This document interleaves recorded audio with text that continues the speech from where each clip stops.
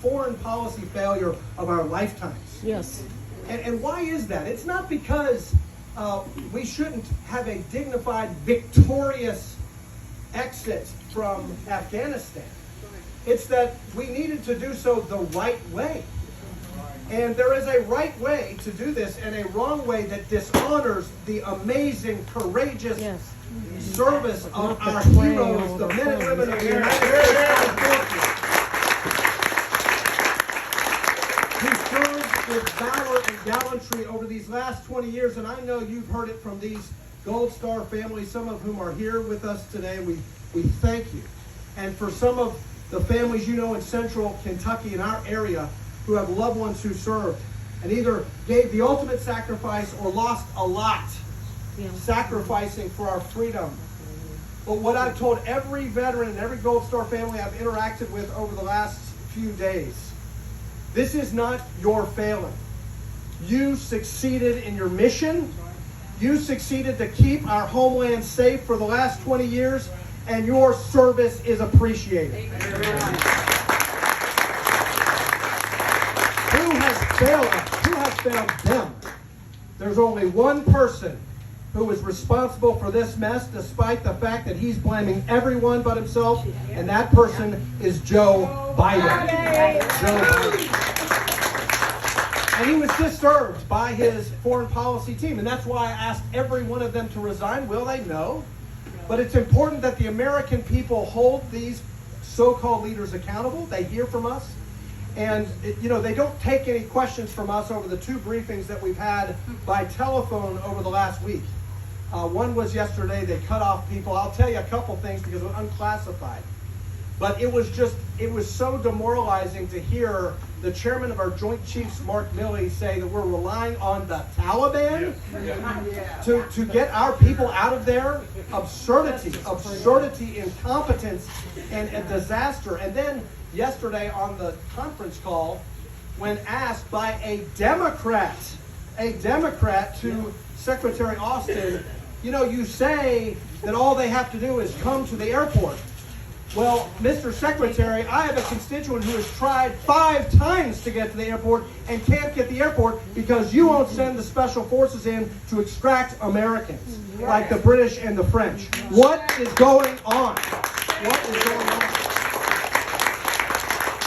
So when the Biden administration national security team, Blinken, Austin, and Milley, came to brief us about the president's decision 5 months ago in April, and announce the shift, not the continuation, but the shift away from the Trump administration's policy of deterrence and an orderly drawdown that preserved the victory. And there was a major difference. It was a conditions-based withdrawal, not an unconditional retreat. When they announced the shift in policy to an unconditional retreat based on a date certain, September 11th, 2021, I stood up as a member of the Foreign Affairs Committee and I asked Secretary Blinken point blank, why can you give us some visibility into the decision of the Commander-in-Chief to choose the date 20 years after the worst terrorist attack on our homeland? I can think of 364 better dates than that one. And by the way, it doesn't give us the flexibility we need as conditions change on the ground. This was a political decision. And Secretary of State Blinken said, well, I'm going to defer to the Secretary of Defense because it's a Pentagon decision. So we went to the Secretary of Defense. And the Secretary of Defense said, I'm going to defer that question to the Chairman of the Joint Chiefs because that's a military decision. And the general was forced to answer the political question because from the very outset, these people didn't want to take personal responsibility for their actions. And Milley didn't have a good answer. And then my second question at that time, at the outset of this decision was, please do not abandon Bagram. You need Bagram. I've been to Bagram. Don't abandon Bagram. At least don't abandon it until everybody is out and every piece of weaponry is out. And now we know because they abandoned Bagram before, we've got 15,000 Americans trapped in that hellhole with the Taliban, at risk of being dragged through the streets and crucified. and in harm's way. And we have now $85 billion of your hard-earned tax dollars of U.S. Department of Defense material in the hands of the enemy because of this. The Taliban presently has more Black Hawk helicopters in their custody than the nation of Australia, our Five Eyes ally, in the Quad against China. And think about this. This is crazy, but they have now 200 aircraft in their possession. We lost 188 aircraft in Pearl Harbor. So this disaster was worse from a standpoint of losing aircraft than Pearl Harbor. So this is a disaster because it's a slap in the face to our men and women who served over there in the Gold Star families.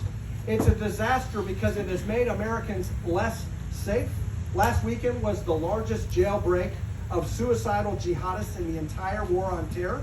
And by the way, we don't have a border right now.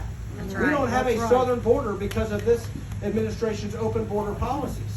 The Committee on Homeland Security is telling us that in June, there were 180,000 apprehensions at the southern border of illegal migrants. 40,000 of those illegal migrants were not from Mexico, Central America, or South America. They were from other countries all over the world. And what have we just done? We've released every enemy combatant that our brave U.S. forces apprehended and detained over the last 20 years to come right through that southern border. So, look, guys, our nation is at greater risk right now than we were on September 10th, 2001. I don't want to report that, but I am your representative, and I'm on the Foreign Affairs Committee, and I have a duty to report that to you all. This is not a partisan political issue. This is about defending our country. Defending our country. So look, I mean, there's a whole lot of train wrecks on the tracks right now, with Nancy Pelosi calling us back this week to vote for the rule for the $3.5 trillion socialism Green New Deal and massive tax increases, a total disaster. We've added another $2 trillion to the national debt, not to fight COVID, but a progressive wish list and a bailout of blue states and paying people to not work. Look, at the end of the day, guys, what matters is 2022. We have to, for the sake of our country, not for the Republican Party, not for the conservative movement, but to protect and defend our country. We've got to take back the Congress. We've got to take back the Congress. What happened in Afghanistan over the weekend and what continues to happen, and we're going to have to take back Bagram. We're going to have to. I asked the Biden administration in May, are you prepared? Do you have the plan in place for when you're going to need to take back Bagram to do it? And he referred me to the Defense Department, of course, because they don't have a plan. They don't have a plan. We knew this was happening. And by the way, we knew it was happening. It was going to happen because it was the Biden administration itself who was giving us the intel briefings. And they ignored it. They ignored it all because of a politically motivated timeline. How disgusting that is. So look, we are going to take back the House, but we need every one of you to work. I know you all are in my district, so it's about, look, here immediately it's about protecting this district, but the more we can protect this district, the more I can get out there and help my fellow Republicans win those seats and go on offense. And I'm happy to report, and I'm going to end this sobering talk with some positive, uplifting news. We have the most diverse, qualified, outstanding, veteran, minority, woman, a qualified group of candidates ever to run for Congress on the Republican Party side. Over 600 terrific candidates, and we have got candidates who are right for each of these districts. And that's more candidates on offense running in Democrat seats than we had in 2010 when we picked up a net of 63 seats. We need a net 5 seats, to take back the Congress. Those 5 seats, we lost by a cumulative of 33,000 votes in 2020. Everybody talks about, the media talks about what happened, and it was disappointing at the presidential level. but we made incredible progress.